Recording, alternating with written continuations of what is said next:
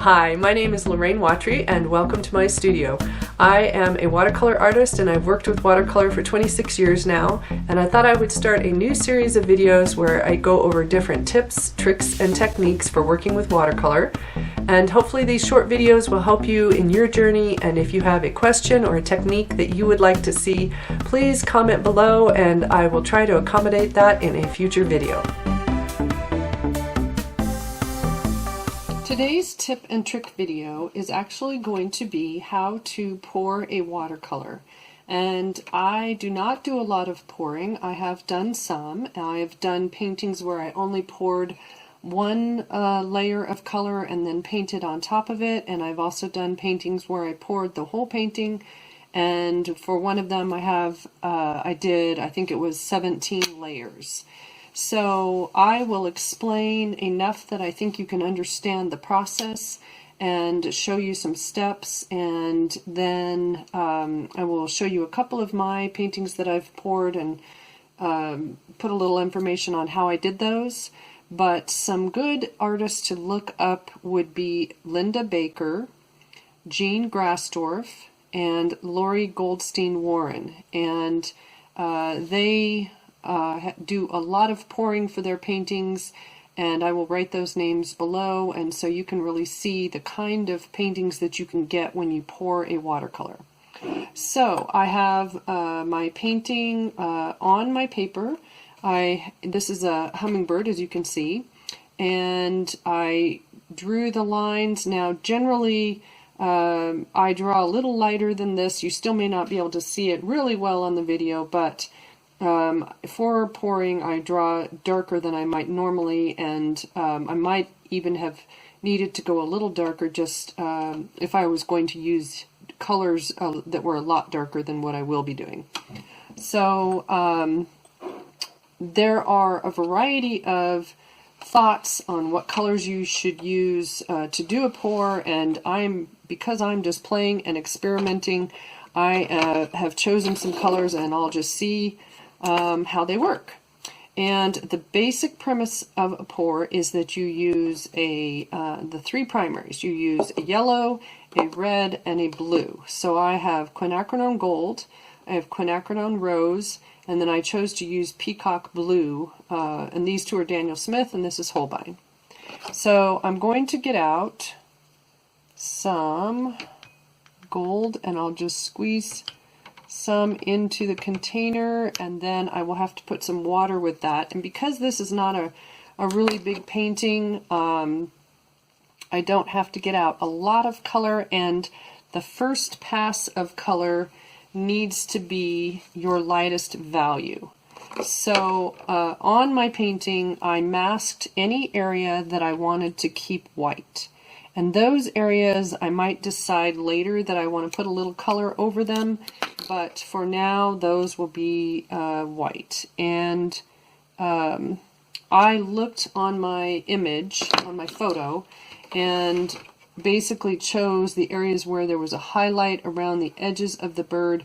Now if you were to look really closely, some of those areas might not be pure white, but they were the very highlighted areas, and I decided not to mask the whole wing because I wanted a little bit of light color in there. So this first pour of color will be some light color in the wing area.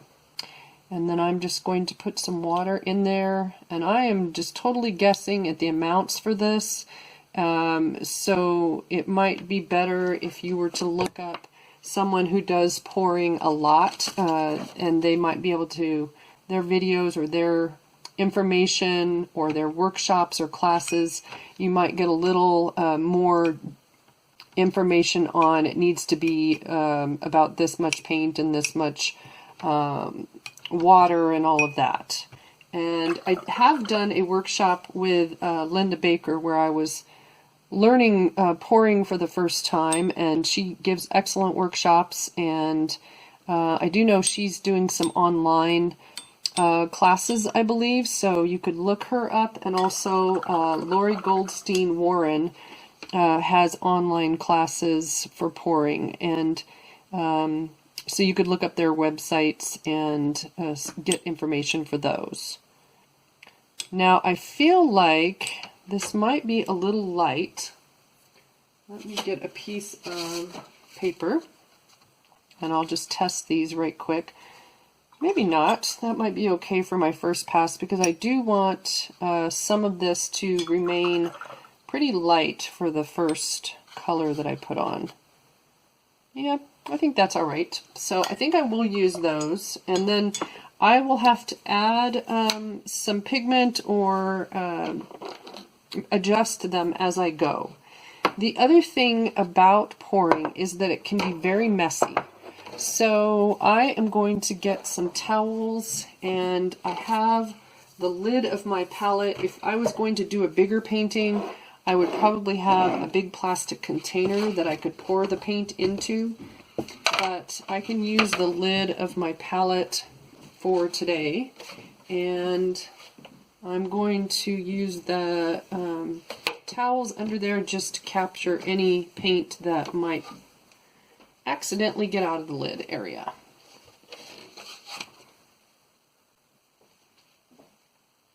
Okay, so I have the lid and I have my painting, and it's better if it's flat because you want the paint to kind of pool on the surface.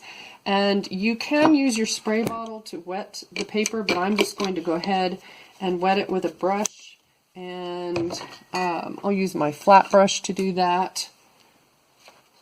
And I'm wetting the whole, this brush has a little bit of color in it.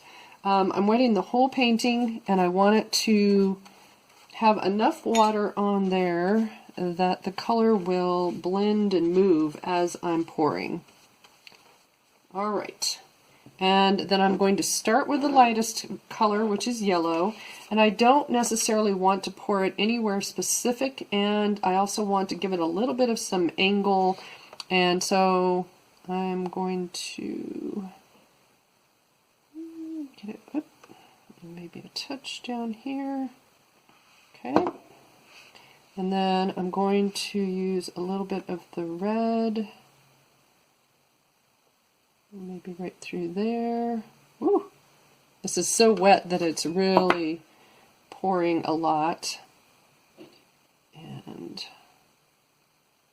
touch of the blue, and as you can see, anywhere that the primary colors mix, you're going to get the secondary colors. So I'll get some greens and purples and oranges, and I want to try to keep some of the primary color as well, but also get some of the secondaries. So I'm going to let it blend and blur on the paper a little bit, and then I'm going to pour it off at an angle.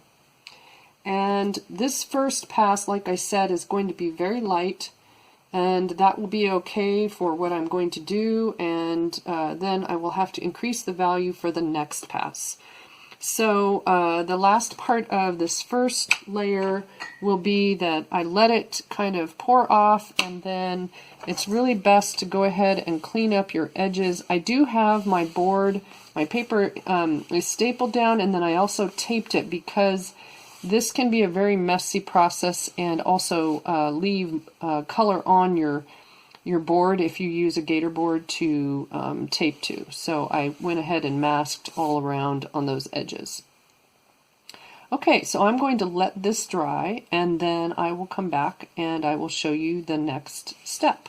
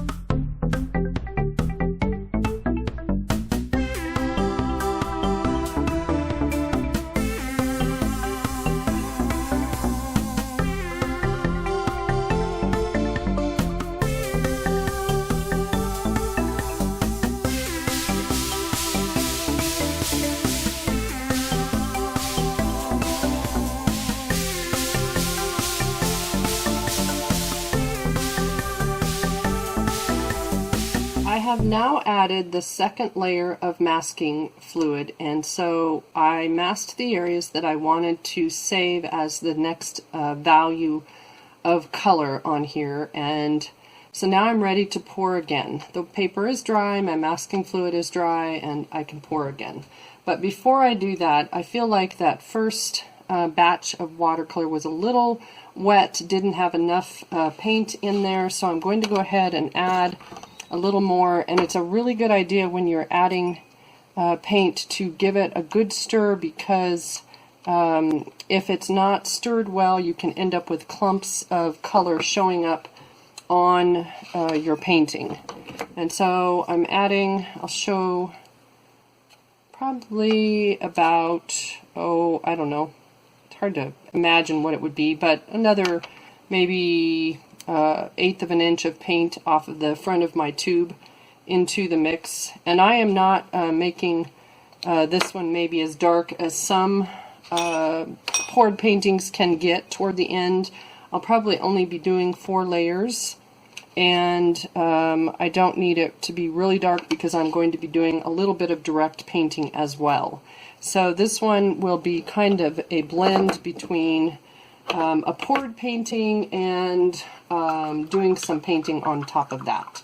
Now, one thing to note with poured paintings is I have found the few that I have done that it is harder to lift paint or to fix masked areas. So when you're putting your mask on, you need to try to paint it on as neatly as you can. You can adjust the edges a little bit, and some of the artists that do poured paintings more might have tricks or feel like that certain colors lift easier than others. But something about pouring, I think, sets the color on the paper a little bit more, and I've always had an issue getting it to lift. Now, that may also be if you do more and more layers. So if you maybe only have 3 or 4 layers, it might lift easier than if you have more layers. So I will not be adding any water to this. And the other thing that you can use, and I will try to pull one of those out, is a plastic pipette, and they're generally used for scientific purposes, but you can use that or a syringe to basically sort of squirt the painting on, or the paint onto the painting rather than pouring it, and you can get the paint to go a little more where you want it that way. So I think I will try that this time, and I'm going to go ahead and move these out of the way and move this over, and then I will reach around here. Let's see. So you can buy these on, I don't know if they probably have them on art websites, but you can buy them probably through Amazon or some of the other online stores. If you're not a fan of certain places, you can probably find them in other places. So I will use a different one for each color, and it's a little tube with a squeezer end to it that you can suck the color up into. And I'm going to start with the yellow again, but first I need to wet the paper, and I probably will start to use my spray bottle more to wet with, because that way I'm not going to possibly press against the paint that's down and possibly lift the color.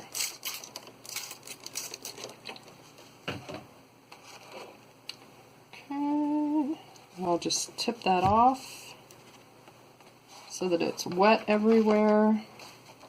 And again, I'm not trying to necessarily recreate the image of the hummingbird exactly. I am playing with color and letting it create the painting by where the color ends up. So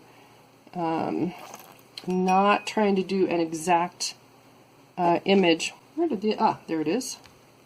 I knew I had a third one out. And you don't have to put the color exactly where you placed it the first time. So play with your placement a little bit, because, whoops, that makes it more interesting. I'll go ahead and clean this one just a little bit. Okay.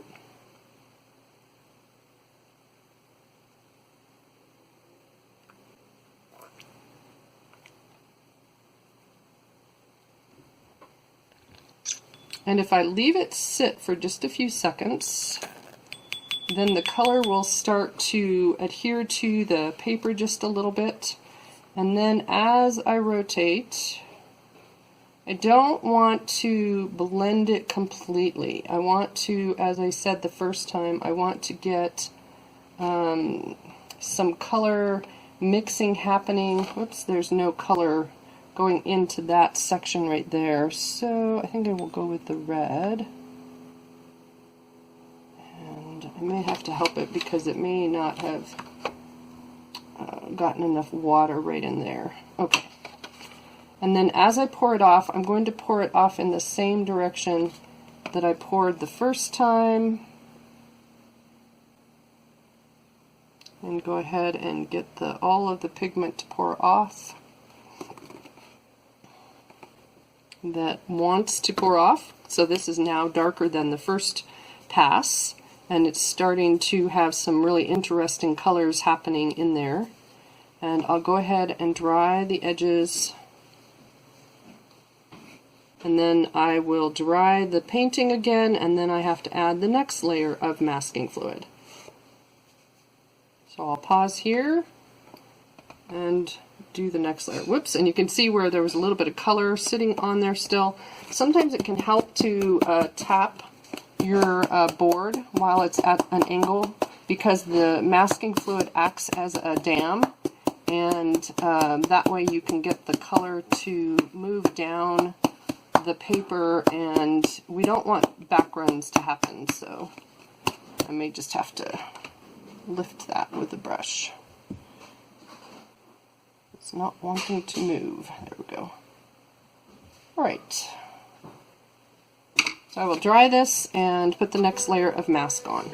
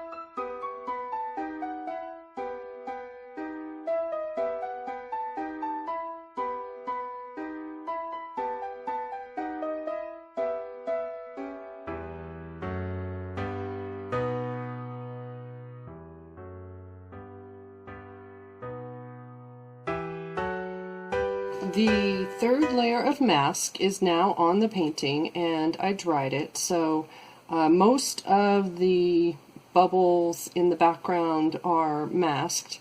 And originally this painting, it's a little hard to see probably on the image, but there are some circles in the background, and that's from the photograph of when you focus on an area. If you have a longer lens, the things in the background blur and create what's called bokeh in a photograph. And so that was kind of the idea of how I was putting those circles in the background, and just thought it would be kind of fun to have that as a background texture, whether they're bubbles or bokeh or just a pattern. So that is, most of them are now masked. I have a few more left, so those will get masked in the next round. And I have added paint to the yellow and the red and the blue, and I'll just finish mixing up the pigment in the blue. And if you have a bigger container of water, you may have to take more time to mix. You can also use little like paper cups, bathroom cups, containers, and if you can see through the bottom of the container, if you have more water that you're using, if you're doing a bigger painting, then it's easier to tell if you need to keep mixing, if you have got your pigment all mixed in.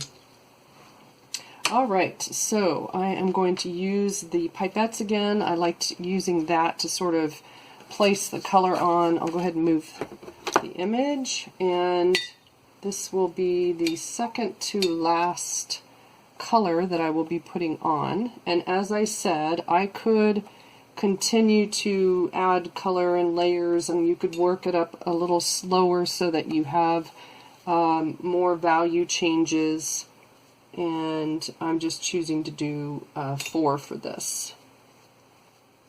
Alright, so I've got the water on everywhere. I just decided to wet it this way this time rather than spritzing. I wasn't sure I got the water everywhere last time. And I will start with the yellow again. And go ahead and get that. And then I know I want some yellow in here.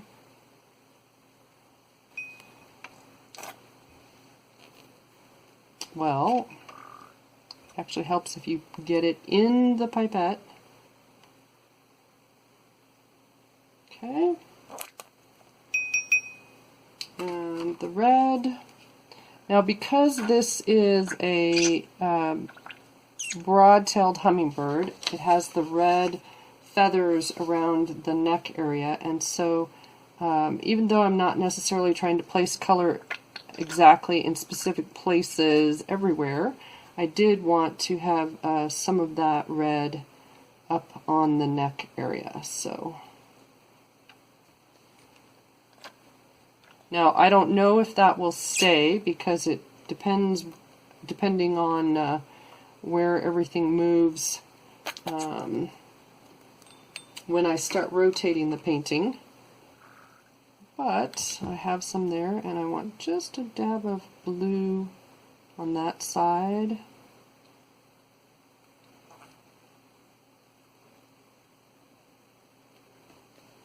Oops, not in the red. Uh-oh, I'm going to have purple.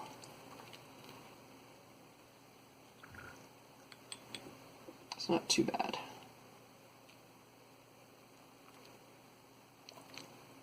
All right. So I'll give it just a few seconds, and then I want to back it up over my pouring area and just start rotating, give it some motion. I'm actually liking a lot of the colors that I'm seeing, so I think I'm going to go ahead and tip it off.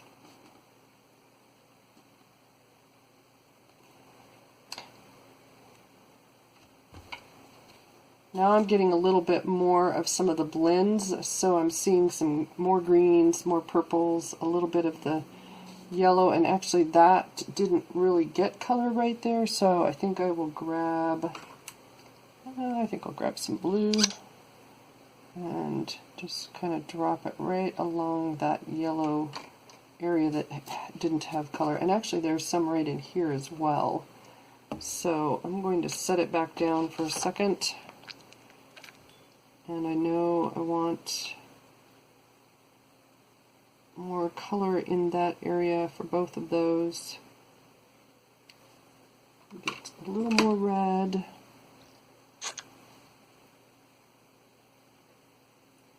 And a little more yellow. Now some of this could go darker in the next pass. But if I can get it a little darker on this one, then I won't have to go as dark or try to go darker the next time. So, alright, so I will knock all the paint off like I did before, and then I will come back in a few minutes and mask the next couple areas, some of the bubbles and a few places on the bird, and then I will do the last 4.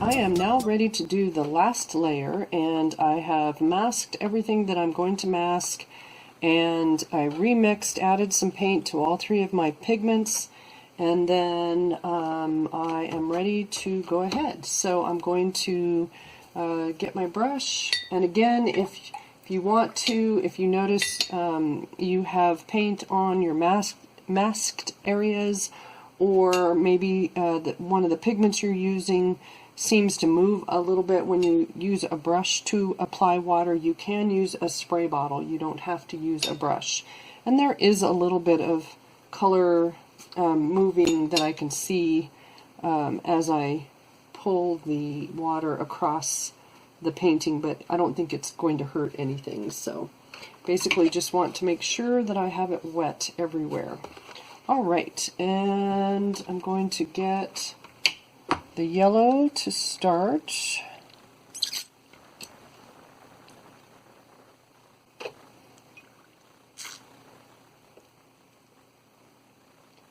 Kind of placing it back in some of the areas that I did before, but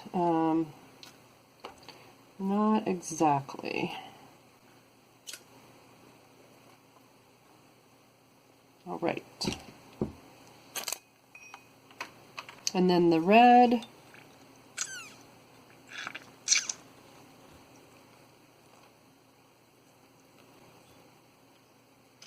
And I think I want more of the blue this time. There is a little bit on the wing right in here that I need to make sure I'm getting some color, because some of the masking fluid can act, like I mentioned earlier, as a dam, and it can either block the the paint from going into that area, or when you rotate the board, sometimes it keeps the paint from moving across. Alright, lots of blue. And partly the reason I want more blue this time is one, I wouldn't mind if some of the background has more green in it, just to kind of mimic the image a little bit, but also the blue, because it's the darkest color, will add some darker value to the painting. And I'm just using the pipette a little bit to make sure that it's getting in some of those smaller spaces. Make sure it's getting down in here, and a little bit on this side. I think it's along right in there. Alright. And then I will do the rotation. Trying to watch so that the paint doesn't move too far. Okay, I really like the yellow-orange or yellow-red that's right in there. And I will let it start to pour off.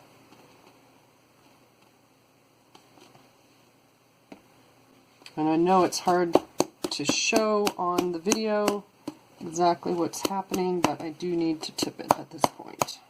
So I have a few places where it's going to sort of take its time running across the masked area, so I'm just going to use a brush that's just slightly damp to go ahead and lift some of that pigment off so that it's not going to run across the painting later. And I'll go ahead and collect it down here at this bottom corner. And it is generally, I guess, in most poured paintings, I think you usually will pick a diagonal to pour off of. There may be others that do it differently, but that's kind of My understanding is that it goes at an angle. Right, and just kind of clean up these edges a little bit. And then I will probably go back and make sure that the paint, if there's any paint on the masked areas, like right in here, that's a little drier so that it doesn't run back or cause an issue. And then there is just a little bit pooling, a little bit of pigment right up in here. I need to make sure I pull that off. Okay, so that's mostly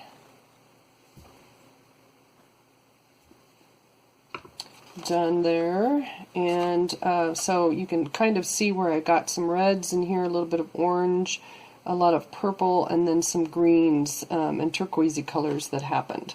So I am going to turn off the video for a few minutes and just make sure this is completely dry, and then I can go ahead and pull off the mask, and you can see what it looks like at that stage. And then I will add just a few areas of paint so that you can see some direct painting on here, and then I will finish up the video. This is the fun part. So I now get to remove the mask. You need to make sure that your painting is dry, that if it feels cool to the touch, you should dry it some more, let it dry longer, and basically just start lifting with your, this is a rubber cement pickup, and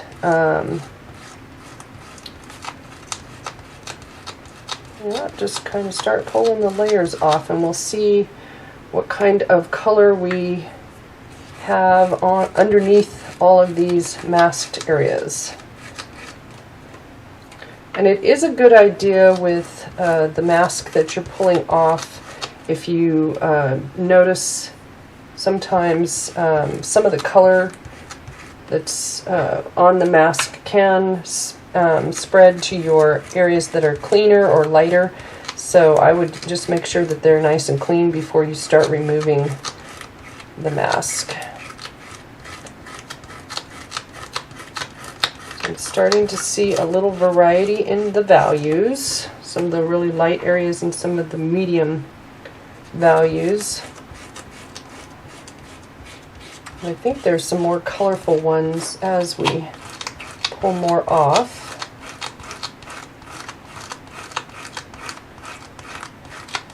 This will look a little more poster-like than a regular painting will, because the edges are, depending on how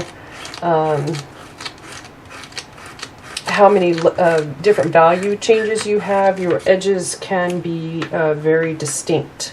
So, looking cool. All right.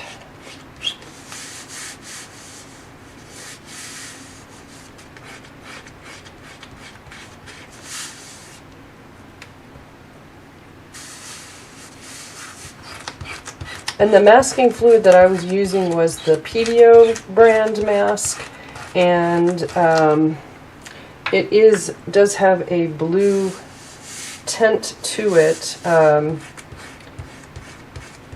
don't know that any of that transferred to the paper. There was an issue with it for a little while, and but looks like it's doing all right.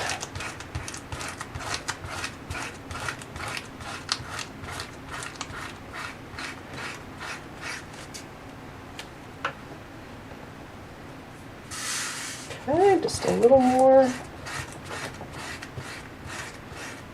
I kind of feel like some of the brighter colors that were over here, where I had the brighter oranges and some of the brighter yellows, that some of that lost color. So I don't know if the mask is lifting a little bit of that color off, or possibly the blue tone of the PBO is made a difference, but it's still really interesting, and it it has the effect that I was looking for, just the colors are a little different than what I expected. So now that I have the color off, now I can go in and do a little bit of direct painting. I'm not going to do a lot because I still want a lot of that poured look to appear. So one of the areas that I will do will be the bird's eyes, and you can go in to paint on your palette, but you can also use the paint that got poured off to do some of the deeper values. And so I'm going to try that first because the red, yellow, and blue will make a black. So we'll just see how dark this is. And I'm just going to go in and try to find that shape. And then there is the other eye over here.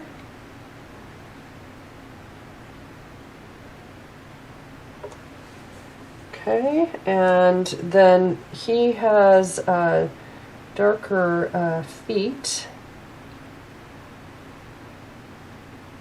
A toe sticking out, or a claw actually, not a toe.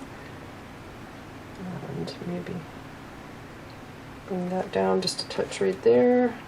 I'll get some more of the paint on my palette, and that's because I poured it off into that that I still can use it. Okay, so that alone all of a sudden makes the bird stand out a little bit more.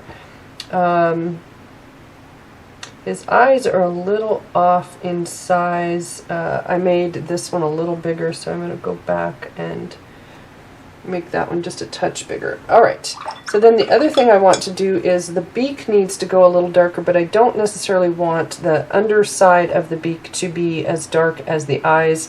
And it's kind of a funny look for his beak because of the angle that his head is turned. We're not seeing his beak looking nice and long and thin like it normally would. It's got a foreshortened feel to it. And let's see, there's some darker color right in here. And then the other thing is that he has feathers on the top of his head. I'm looking for areas in this paint that is on the palette that might be a little greener.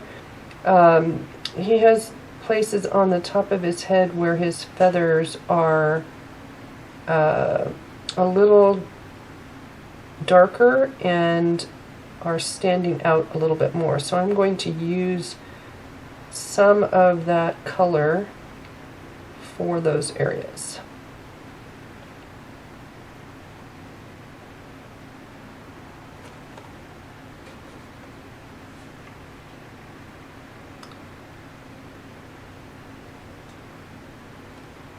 And a little more on the top of his head. And there, I can see the pattern from earlier when I had the mask on there, so that gives me a little bit of a clue as to where I want to place that color. And then down on his body, I'm just going to use a few marks here and there for some of the feathers that are peeking out in there, and a little bit in here.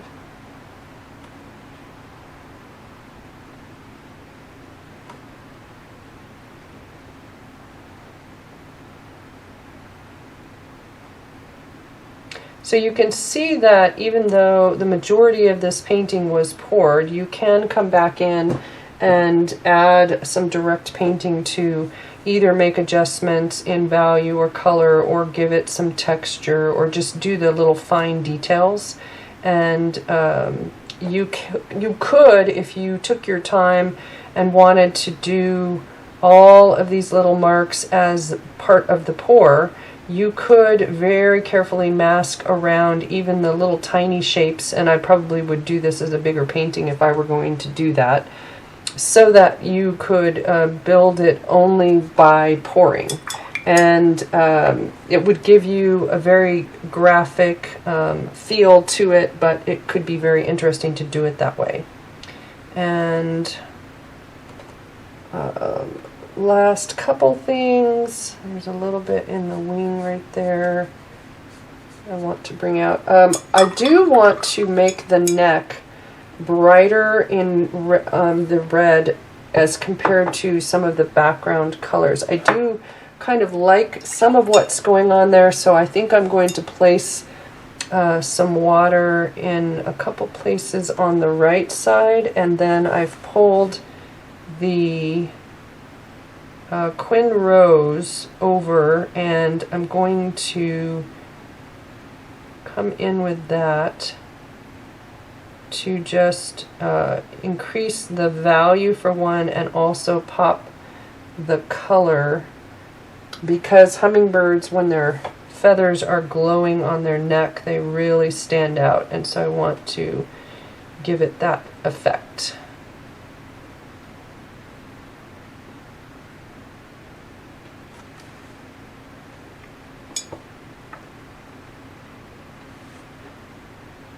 Just a touch more. Whoops, I dropped some water right there. And then I'll use a little bit of clear water on this side so that I can blur that over. Alright. And then I think I will finish up there, because I could play with it for a while longer, but I think you get the idea that you can come back in and make a few adjustments here and there, and or you could do a lot of direct painting on your piece as well, so it kind of depends on how you want to create the image. And I hope you get the idea of how to do a poured painting and give it a try yourself.